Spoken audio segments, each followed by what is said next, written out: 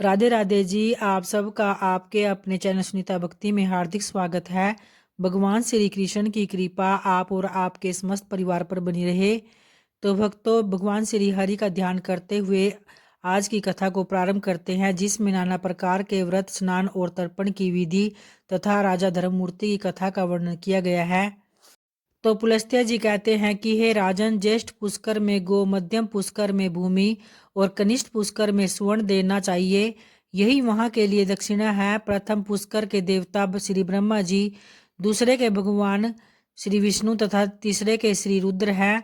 तो इस प्रकार तीनों देवता वहां पृथक पृथक स्थित है। अब मैं सब व्रतों में उत्तम महापातक नाशन नामक व्रत का वर्णन करता हूँ। यह भगवान शंकर का बताया हुआ व्रत है। तो रात्रि को अन्न तैयार करके कुटुंब वाले ब्राह्मण को बुलाए और उसे भोजन कराकर एक गो स्वर्ण में चक्कर से युक्त त्रिशूल तथा 2 वस्त्र, धोती और चादर दान करे। जो भी मनुष्य इस प्रकार पुण्य करता है वह शिवलोक में जाकर आनंद का अनुभव करता है। तथा यही महापातक नाशन व्रत है। जो एक दिन एक भक्त व्रती रहकर एक ही अन्न का भोजन करके दूसरे दिन तिलमय, धेनु और वृषभ का दान करता है और वह भगवान शंकर के पद को प्राप्त भी करता है। यह पाप और शोकों का नाश करने वाला रुद्र व्रत है। जो 1 वर्ष तक एक दिन का अंतर दे रात्रि में भोजन करता है तथा वर्ष पूरा होने पर नीलकमल, स्वर्णमय कमल और चीनी से भरा हुआ पात्र एवं बैल दान करता है, वह भगवान विष्णु के धाम को प्राप्त करता है। यह नील व्रत कहलाता है। जो भी मनुष्य आषाढ़ से लेकर 4 महीने तक तेल की मालिश छोड़ देता है और भोजन की सामग्री दान करता है, वह भगवान श्री हरि के धाम में जाता है। यह मनुष्य को प्रसन्न करने वाला होने के कारण प्रीति व्रत कहलाता है। और जो चैत के महीने में दही, दूध, घी और गुड़ का त्याग करता है और गौरी के प्रसन्नता के उद्देश्य से ब्राह्मण दंपत्ति का पूजन करके उन्हें महीन वस्त्र और रस से भरे पात्र दान करता है, तो उस पर भी गौरी देवी प्रसन्न होती है।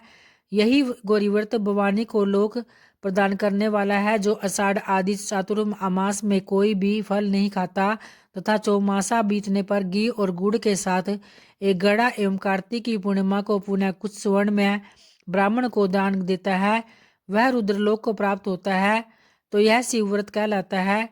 और जो मनुष्य हेमंत और शिशिर में पुष्पों का सेवन छोड़ देता है तथा अपनी शक्ति के अनुसार सोने के 3 फूल बनवाकर फाल्गुन की पूर्णिमा को भगवान श्री शिव और श्री विष्णु की प्रसन्नता के लिए उनका दान करता है, वह परम पद को प्राप्त होता है। और यह सौम्य व्रत कहलाता है। जो फाल्गुन से आरंभ करके प्रत्येक मास की तृतीया को नमक छोड़ देता है और वर्ष पूर्ण होने पर भवानी की प्रसन्नता के लिए ब्राह्मण दंपत्ति का पूजन करके दान करता है, वह एक कल्प तक गौरीलोक में निवास करता है और इसे सौभाग्य व्रत कहते हैं। जो द्विज 1 वर्ष तक मौन भाव से संध्या करता है और वर्ष के अंत में घी का घड़ा, 2 वस्त्र, धोती और चादर, तिल और घंटा ब्राह्मण को दान करता है, तो वह सारस्वत लोक में को प्राप्त होता है, जहाँ से फिर इस संसार में लौटना नहीं पड़ता। यह रूप और विद्या प्रदान करने वाला सारस्वत नामक व्रत है। प्रतिदिन गोबर का मंडल बनाकर उसमें अक्षतों द्वारा कमल बनाए और उसके ऊपर भगवान श्री शिव या श्री विष्णु की प्रतिमा रखकर उसे घी से स्नान कराए। फिर उसके बाद विधिवत पूजन करे। तो इस प्रकार से 1 वर्ष बीत जाए, तब यह सामगान करने वाले ब्राह्मण को शुद्ध सोने का बना हुआ 8 अंगुला वाला कमल और तिल की धेनु दान करे। ऐसा करने वाले पुरुष शिवलोक में प्रतिष्ठित होते हैं और यह साम व्रत कहा गया है। नवमी तिथि को एक भुक्त रहकर एक ही अन्न का भोजन करके कुमारी कन्याओं को भक्ति पूर्वक भोजन कराए तथा गो सुवर्ण सिला हुआ अंगा, धोती, चादर तथा सोने का सिंहासन ब्राह्मण को दान करे, तो इससे वह शिवलोक को जाता है। अरबों तक जन्म तक स्वरूपवान होता है और शत्रु उसे कभी परास्त नहीं कर पाते।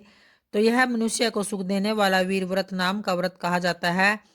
चैत्र से आरंभ कर 4 महीने तक प्रतिदिन लोगों को बिना मांगे जल पिलाए और इस व्रत की समाप्ति होने पर अन्न, वस्त्र सहित जल से भरा हुआ माट, तिल से पूर्ण पात्र तथा सुवर्ण दान करे, तो ऐसा करने वाला पुरुष ब्रह्मलोक में सम्मानित होता है। और यह उत्तम व्रत आनंद व्रत कहलाता है। जो पुरुष मांस का बिल्कुल तीव्र त्याग करके व्रत का आचरण करे और उनकी पूर्ति के निमित्त गो तथा सोने का मृग दान करे, तो वह अश्वमेध यज्ञ का फल प्राप्त करता है और इसका नाम अहिंसा व्रत कहा गया है। एक कल्प तक इसका फल भोग कर अंत में मनुष्य राजा होता है।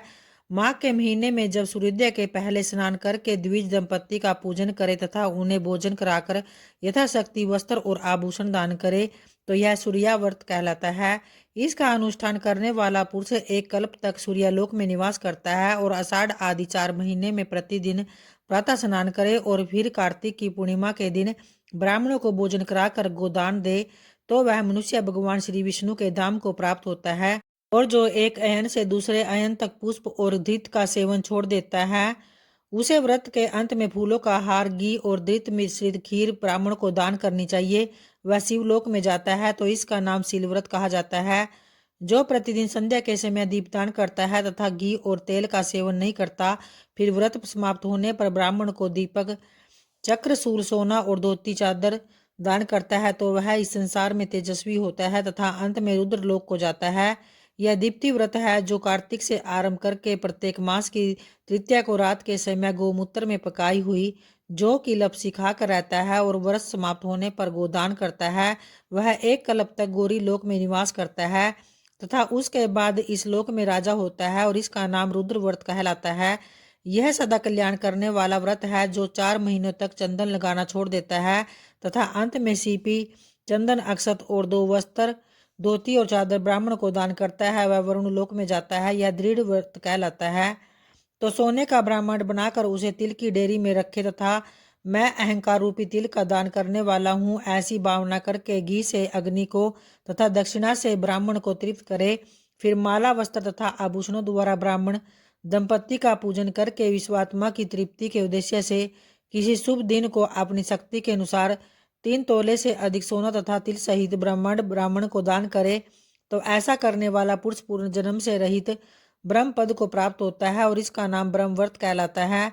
यह मनुष्य को मोक्ष देने वाला है जो 3 दिन केवल दूध पीकर रहता है और अपनी शक्ति के अनुसार 1 तोले से अधिक सोने का कल्प वृक्ष बनवाकर उसे 1 सेर चावल के साथ ब्राह्मण को दान करता है वह भी ब्रह्मपद को प्राप्त होता है।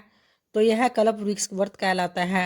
तो भक्तों, इस तरह से आज के फाल्गुन मास की कथा अध्याय का यही समापन होता है। और आइए अब तुलसी माता का ध्यान करते हुए तुलसी माता की आरती का श्रवण करते हैं।